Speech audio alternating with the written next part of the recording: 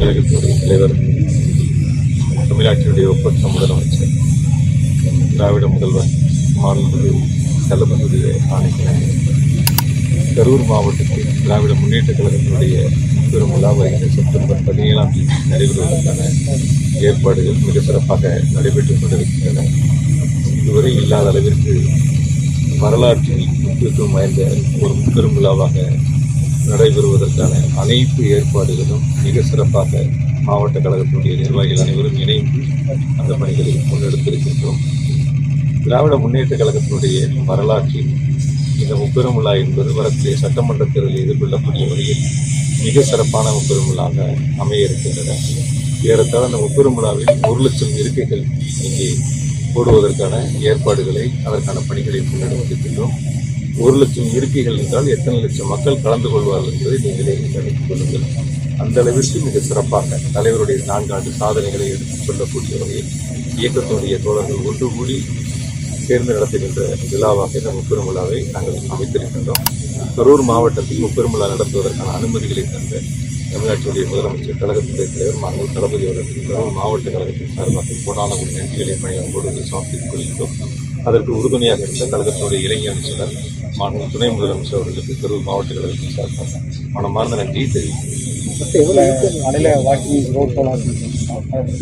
அந்த மொத்தமாக 1 லட்சம் இருக்கைகள் போடுறோம். அதற்கான பணிகள் இப்போ முன்னெடுத்துக்கிறோம். வரக்கூடிய வாகனங்கள் இப்போ கணக்கெடுத்துட்டு எவ்வளவு வாகனங்கள் வரும், அதுக்கு தகுந்த மாதிரி பார்க்கிங் வசதிகள் ஏற்பாடு செய்யப்படுகின்றன. இந்த போக போக அதிகரிக்கக்கூடிய இன்னைக்கு 3 தொகுதி கூட்டம் முடிச்சிருக்கோம். இன்னைக்கு சாயங்காலம் கரூர் தொகுதியினுடைய செயலர் கூட்டம், தொகுதிகள் வாரியாக செயலர் கூட்டம் போட்டு 3 தொகுதி முடிஞ்சிருக்கு. மாலையில் கரூர் தொகுதியுடைய செயலர் கூட்டம். நாங்கள் போகும்போது இலக்கு நிர்ணயித்தது ஒன்று. அந்த கூட்டத்திற்கு பிறகு எங்களுடைய நிர்வாகிகள் கொடுக்கக்கூடிய எண்ணிக்கை வேறு விதமாக 2ஆக இருக்கின்றன. கொடுத்த இலக்கை விட இரட்டிப்பாக வரக்கூடிய அளவிற்கு நிர்வாகிகள் ஏற்பாடுகளை செய்திருக்கிறார்கள். எனவே அனைவரும் பங்கு பெறுவதற்கான ஒரு நிகழ்வாக இந்த முப்பெரும் விழா அமைந்திருக்கின்றன. இது ஏறத்தாழ இப்போ மீட்டிங் நடக்கக்கூடிய இடங்கள் போக பார்க்கிங் வரக்கூடிய வாகனங்களை கணக்கில் எடுத்துக்கிட்டு எவ்வளவு தேவையோ கூடுதலாக அந்த இடங்களை நாங்கள் இப்பொழுது சுத்தம் செய்யக்கூடிய பணிகளை முன்னெடுக்கிறோம். இந்த ரோட் ஷோ தேவையில்லை. ரோட் ஷோ தேவையில்லை. ரோட் ஷோ தேவையில்லை. முழுக்க முப்பெரும் விழா மிக சிறப்பாக நடைபெறுவதற்கான பணிகள் முன்னெடுக்கிறோம்.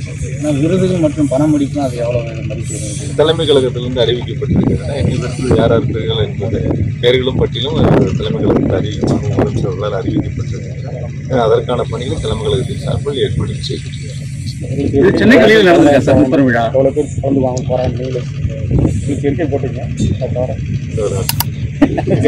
எல்லா ஏற்பாடுகளும் சென்னை கலையில் முப்பெரும் விழா நடந்திருக்கா சார்? இதான் ஃபர்ஸ்ட் டைம் நடக்குது. நிறைய நடந்தது. வேற ஏதாவது அரசு விழாக்கள் கரூர் மாவட்டத்தில் இப்பதான் நடக்குது.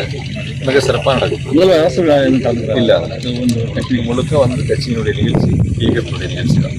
வேற எந்த நிகழ்ச்சி இல்லை.